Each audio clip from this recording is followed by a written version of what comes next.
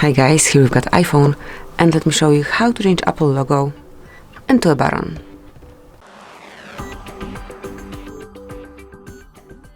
So first of all, you need to reach settings, then find and select accessibility right here.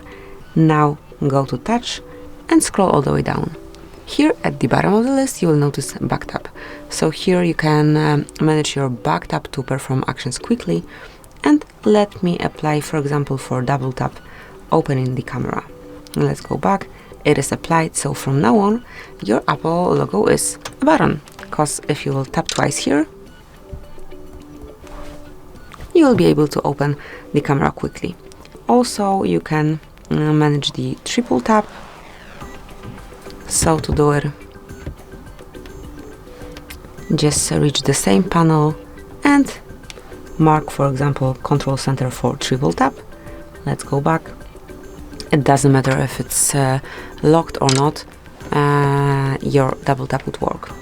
So let me show it on unlocked screen now. So let's make a triple tap.